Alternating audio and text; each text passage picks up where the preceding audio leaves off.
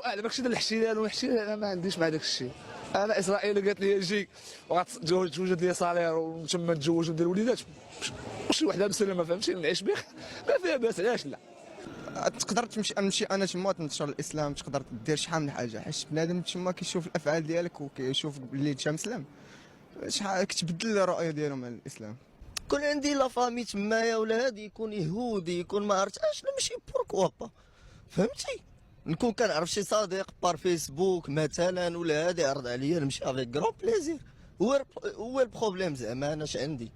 واسرائيل تا هما راه دراوش مساكن، الناس ديال اسرائيل دراوش. اما الا جيتي تدخل السكي بوليتيك وكذا والروينه والشكل في العكلي راه ما نتقاداوش فهمتي. وحنا فريمون ما عارفينش اش طاري. طبيعي ماشي مسألة خايبة فهمتيني ولا لا، مسألة عادية.